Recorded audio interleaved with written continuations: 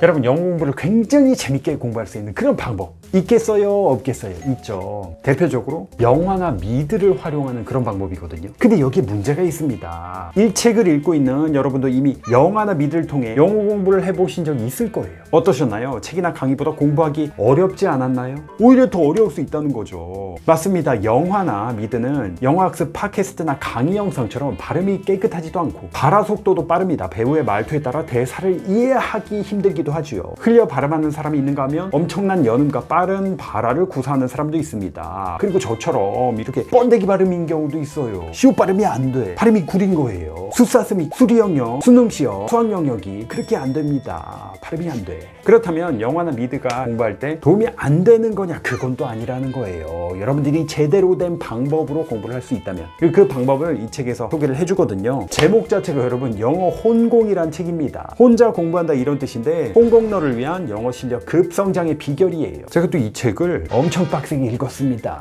지금 거의 외우게 생겼어. 되게 재밌게 읽히더라고요. 굉장히 현실적인 내용들이 있어서 그리고 중간중간 팩폭도 있습니다. 자, 보세요. 여러분은 영어 공부 매체로 애니메이션 영화를 선호하시나요? 아니면 일반 영화를 선호하시나요? 요 고민하시는 분도 많죠. 정확한 비율은 몰라도 많은 분이 일반 영화를 선호한다는 거예요. 특히 중급 이상 학습자들은 영어 공부 매체로 애니메이션 영화 잘 선택하지 않아요. 왠지 애니메이션 하면은 우리 꼬마 친구들, 초딩 친구들이 보는 그런 느낌인 거잖아요. 하지만 막상 공부해보면 전혀 쉽지 않습니다. 아니 진짜 이거는 저도 꼭 좀 드리고 싶은 말씀 중에 하나인데 애니메이션 이런 거 무시하는 분들이 상당히 많습니다. 내가 그래도 영어 공부를 초중고 12년을 하고 토익 공부도 하고 어떻게 이게 모냥 빠지게 만화 따위를 볼 수가 있냐. 그래서 상당히 어려운 이런 걸 찾아보시는 분이 계시거든요. 근데 그렇지 않다는 거. 영어판 뽀로로나 뽀로로가 여러분 영어판이 있습니다. 겨울왕국 이 두 가지를 비교했을 때 여러분 뭐가 더 쉬울 것 같아요? 뽀로로가 당연히 쉽죠. 이걸 또 고민하시는 분들이 계시는 것 같은데 뽀로로가 당연히 쉽죠.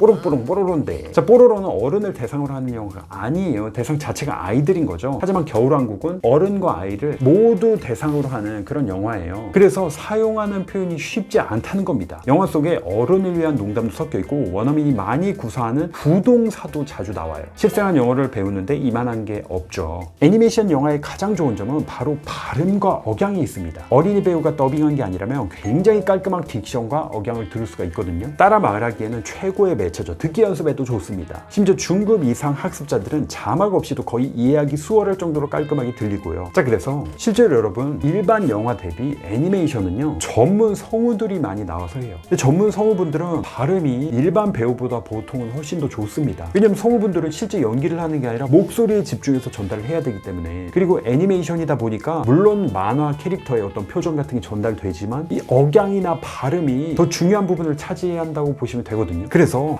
이 책이 이런 게 좋더라고요. 딱 좀 정해지는 그런 게 있어요. 저의 최애 애니메이션 영화는 가디언즈입니다. 실제로 저자분이 이 가디언즈를 통해서 영어 실력이 엄청나게 향상됐기 때문에 고민하시는 분들은 가디언즈 같은 거를 활용해 보셔도 좋을 것 같아요. 물론 일반 영화를 보는데도 내가 뭐 부족함이 없다, 잘 들린다 하면은 그걸로 공부를 하셔도 됩니다. 근데 지금 학습하시는 분들에게는 애니메이션이 더 좋다는 이런 이야기고요. 자, 근데 또 여러분들 문제가 있죠. 이렇게 뭐 가디언즈건 무슨 성태언즈건 뭐든지간에 여러분 꾸준히 공부하는 것 자체가 지금 사실 문제 아닙니까? 그래서 공부 스케줄을 딱 정해줬어요. 영화는 보통 길이가 2시간쯤 되는 매체죠. 따라서 앉은 자리에서 한 번에 다 공부할 수 없습니다. 며칠 또는 몇 주간 공부할지 먼저 기간을 정해야 된다는 거예요. 하루에 공부해야 될 분량을 나누고 매일 꾸준히 공부하는 겁니다. 예를 들어 120분 영화를 10주 동안 공부를 하기로 했다면 한 주에 몇 분씩 공부하면 되겠습니까? 120분이야. 10주간 나눠서 공부해야 돼. 네.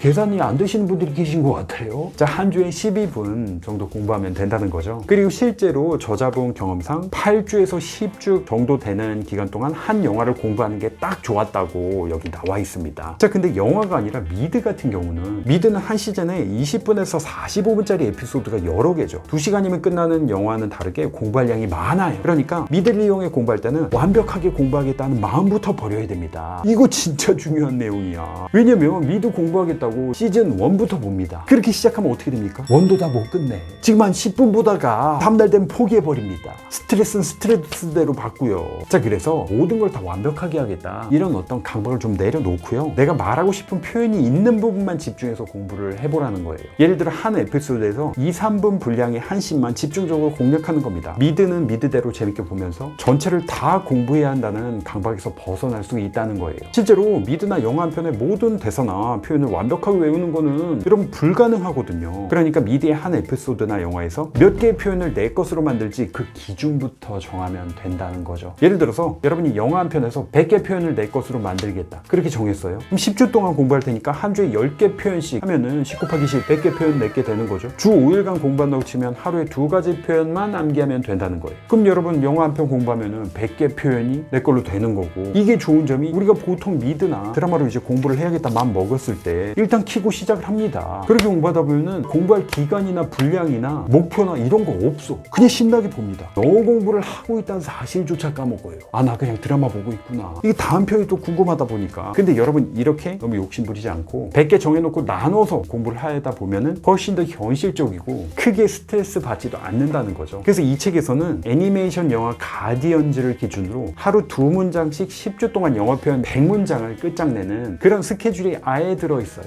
뭐 꼭 가디언즈가 아니어도 되겠죠. 가디언즈 정도 되는 분량의 애니메이션을 여러분들이 선택하신 다음에 이 표대로 여러분들이 학습을 하신다면 아마 지금까지랑 다르게 훨씬 더 좋은 성과를 내고 공부도 재밌게 할 수 있지 않을까, 그런 생각이 듭니다. 자, 이렇게 하면은 영어 실력이 이제 걱정이 없겠죠. 완벽해질 수 있겠죠. 완벽해지긴 개뿔이 완벽해집니까? 네, 여러분 이렇게 한번 공부해가지고 10주 만에 끝나면 얼마나 좋겠어요. 여기 나오잖아요. 영어 공부의 핵심은 암기와 반복에 있다고 했습니다. 미드와 영어 공부할 때도 반복은 필수거든요. 열심히 공부한 매체는 다음에 반복해서 공부를 할 때 같은 방법으로 시간을 투자할 필요가 없습니다. 지금 10주 동안 공부했잖아요. 또 복습을 할 때 10주가 필요하지는 않다는 거예요. 당연히 훨씬 더 빨라지겠죠. 그리고 이미 공부하면서 정리해 놓은 표현들이 있으니까 그걸 수시로 볼 수가 있고요. 해당 부분의 영상을 다시 보며 소리도 함께 익힐 수가 있다는 거예요. 개인적으로 저는 한 영화를 여러 번 반복해서 봅니다. 그 덕분에 이미 내용을 알고 있어서 다시 볼 때는 주로 자막 없이 보거나 영어 자막을 켜놓고 본다는 거죠. 그리고 내용을 안다고 그냥 흘려듣는 게 아니라 대사를 집중해서 듣습니다. 이게 중요해요. 집중해서 듣지 않으면 실력 안 늘거든요. 물론 막 스트레스 받으면서 이거 반드시 이번에 기말고사 때 100점 맞아야지, 이 정도 생각으로 보지 않다 하더라도 그 반복성으로 인해서 복습하는 효과는 당연히 있는 거고요. 자, 일단 여러분 많이 고민하지 마시고요. 이 책에 영어 홍콩에서 말해준 이런 방법으로 한번 지금 해보세요. 오늘부터 하면은 10주 정도 되면은 며칠이 되는 거죠? 계산이 안 되시는 분들이 계신 것 같아요. 지금 또 성태형이 책방송 좋은 내용 공유해줬네 하고 댓글로 정말 큰 도움이 됐습니다. 요즘엔 라마도 책을 읽는군요. 사육사님 라마 특식 좀 넣어주세요. 이런 댓글만 달지 말고 실천을 좀 해야 될 거 아닙니까? 이제 좀 할 때도 됐잖아. 언제까지 유튜버만 자빠져서 보고 맨날 알고리즘 타고 들어와가지고 알고리즘의 노예도 아니고 이게 무슨 짓입니까? 자, 지금이라도 여러분 시작할 수 있다면 10주 뒤에 여러분들은 분명히 다른 모습이 돼 있을 겁니다. 자, 지금 댓글로 어떤 애니메이션으로 언제부터 시작해서 언제 끝날지 한번 적어봐 주세요. 지금 적어주세요.